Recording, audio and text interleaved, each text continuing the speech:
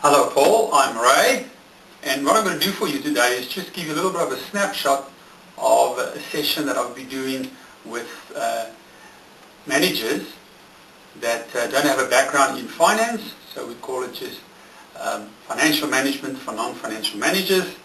And I'm going to do a little session on the basics of return on investment. So the group has been here for the day. We've had some discussions this morning. We've touched on ROI, and then they've gone out to lunch. They've just come back, and then this is how I would do the next 5 to 10 minutes with them. So here we go. Okay guys, did you have a good lunch? Very good. As promised before lunch, we're going to have a look at return on investment now. Now tell me, what do we call the money that comes into a business? Yep, okay. Now, okay, some might call it sales, it's the sales business. Now, if this triangle represents all the money that comes into a business, we can call that total sales. Yes, some might refer to it as turnover.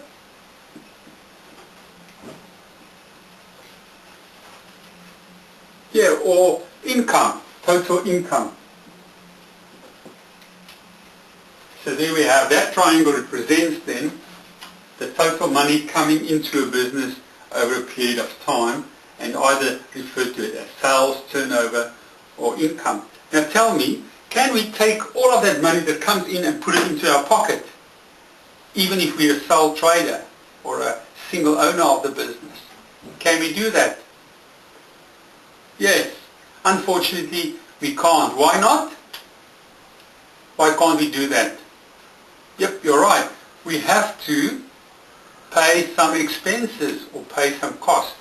So of all that money coming into the business, a big part of that goes out on expenses.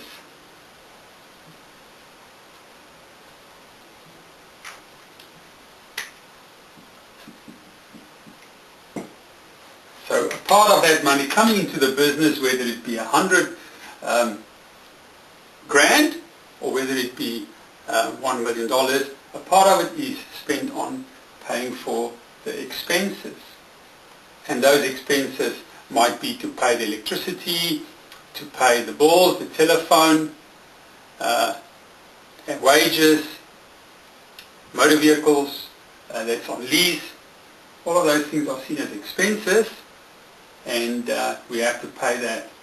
Now with the money that's left, do you think we can put all of that in our pockets? Unfortunately not.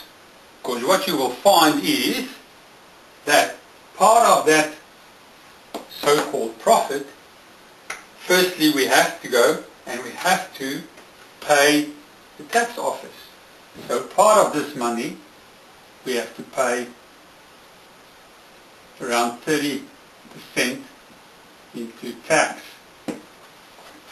Of the remaining amount, we cannot put all of that in our pockets either, because what happens is, if there are shareholders, we have to pay dividends, and only the remaining little bit is called our net profit. And that is the part that comes the owner's way.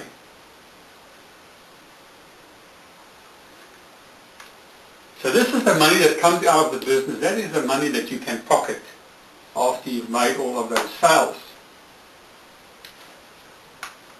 Now to be able to calculate whether we've made good business, we have to have a look at what did we put into the business to get that profit out of the business. So we can call another name for this triangle up here, could be the output.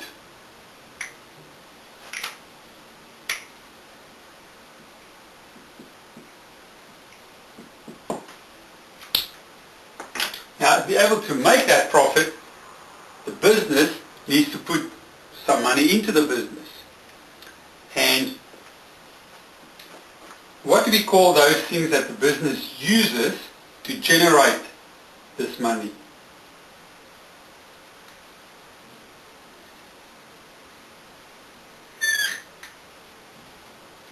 Yes?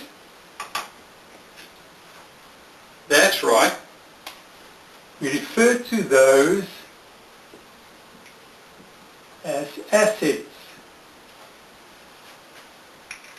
So the business uses assets to generate an income of which they pay tax on, they pay dividends, or retain somewhat in the business, and then they get their net profit. Now you can only know whether a business are actually using or making good money if you compare the assets that they've used with the income that they've produced from those assets. And what you will find is that we have two types of assets. Anybody want to have a guess at what kind of assets we get? Yes, we have fixed assets, or also known as non-current assets. So if we divide this triangle into two, we can call some of the assets that the business use are non-current,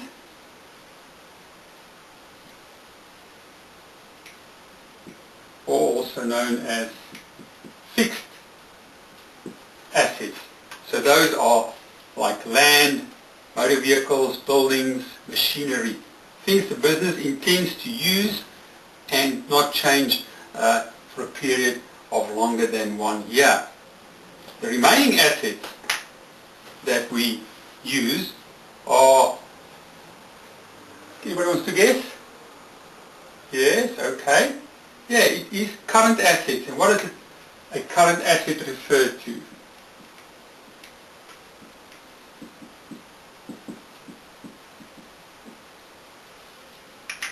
Those are the things that the business uses to generate the money, but it changes all the time. And we have three forms of current assets. Everyone want to guess the three forms of current assets might be? Which would be the most popular one we all like? Yes? The first one that we like is cash.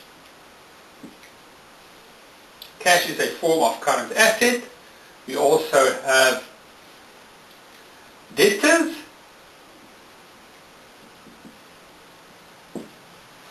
So debtors are people that owe us money. It's almost as good as cash, because hopefully at some stage they're going to pay us, and that converts the debtor as a current asset into cash.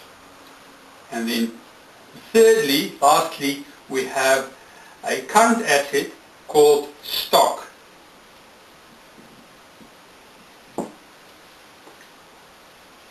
So there's our current and non-current assets that we use to generate this income. So stock would be those materials that we use in our business and convert it into things that we can sell. Like it can be timber, we turn into furniture, and we make furniture from it. Now, when we want to calculate how successful the business has been, we've got to compare how many assets have we used to generate this income. And that's where return on investment comes in. So the formula says return on investment equals comparing the input, which is the assets, with the output, which is the net profit. So that would be the net profit over total assets. And that will give us a percentage showing us how well we are using these assets to make a profit from them.